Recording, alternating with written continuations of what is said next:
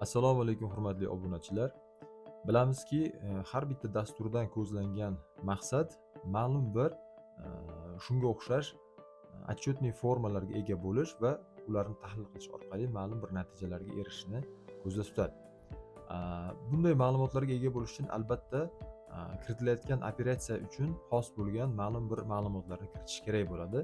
Ya'ni o'sha operatsiyani sanasi, qanaqadir mana shu plastiklar misolida karta raqami yoki kartani nomi, tipi, operatsiya tipi, ya'ni kirim bo'lyaptimi yoki chiqim bo'lyaptimi va kategoriyasi, bu oylikkami, masalan klientdan tushgan pulmi yoki boshqa поставщикka berilayotgan pulmi va hokazo shunga o'xshash kategoriyalarni va eng asosiysi summalarni kiritishdan iborat bo'ladi.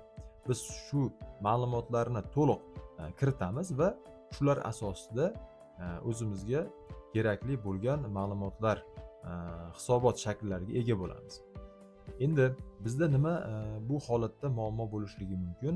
Biz albatta summani kiritamiz, lekin mana bu qo'shimcha kiritilayotgan ma'lumotlarda qaysidir biri bizda qolib ketish ehtimoli mavjud. Shuni oldini olish uchun biz shunday bir yo'l tutamizki, shulardan aqalli bir donasi ham tushib qolgan holatda mana shu summa oynamizga biz, ya'ni summa ustunimizga masalan qanaqadir sonni kirita olmasligimizni shartini berib qo'yishimiz kerak. Buni qanday amalga oshiramiz? Xo'p, buning uchun biz qo'shimcha ustunlardan foydalanamiz. Xo'p, ya'ni qanday? Masalan, eng ko'p ishlaydigan mana если funksiyamiz.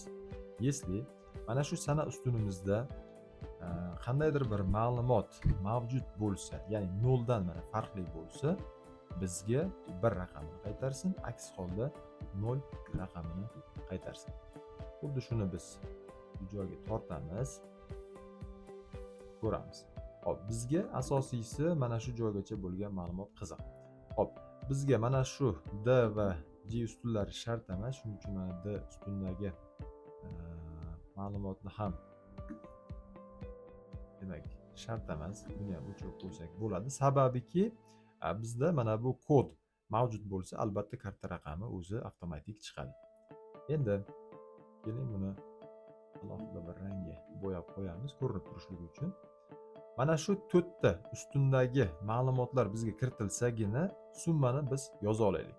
Aks holda shu narsani amalga oshirish imkonsiz bo'lsin. Xo'p, endi buni summasini mana bu yerga yig'amiz.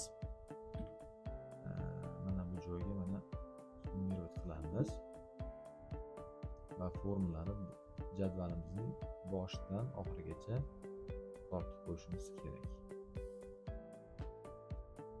Mana e'tibor bersangiz, demak mana birinchi mana shu qatorlarda ma'lumotlar to'liq kiritilganligi sababli mana bu yerdagi yig'indi 4 ni tashkil qilyapti. Mana bu joyga biz keling, birorta ma'lumot kiritamiz. O'zi mana sana ustuniga ma'lumot kiritishimiz bilanoq mana bu joydagi yig'in 1 hosil bo'ldi va hokazo keyingi ma'lumotlarni xuddi shu tartibda to'liq kiritganimizda bu joyda 4 hosil bo'lishi kerak. Hop, bunda yana qo'shimcha hozir asosiy funksiyani kiritamiz. Mana shu joyga formula kiritamiz yana. Hop.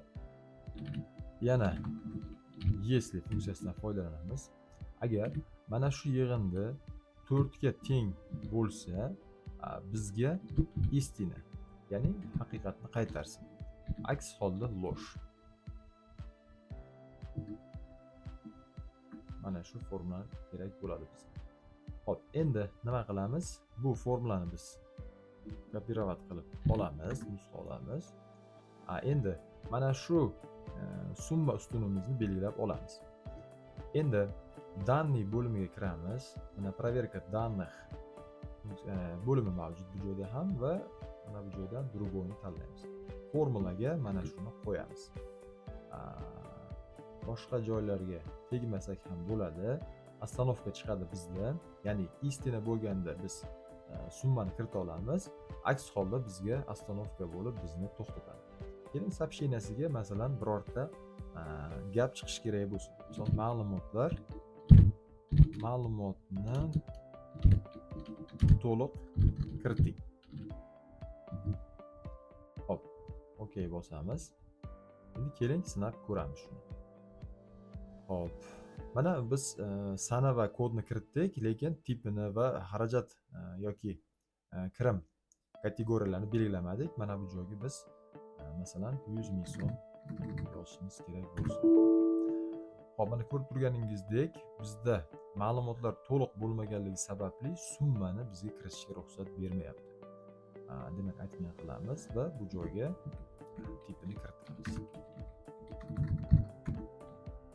Mana ko'rib turganingizdek, ma'lumotlarimiz to'liq bo'lganligi sababli ma'lumotni kiritishga bizga ruxsat beryapti. Asosiy bugungi mavzuyimiz shundan iborat. Albatta siz ham sinab ko'ring va albatta eng asosiysi amaliyotingizda bu narsani qo'llab ko'rishni tavsiya qilaman.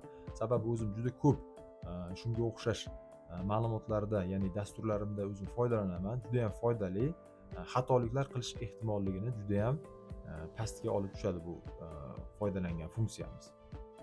Hozircha shular. E'tiboringiz uchun kattakon rahmat.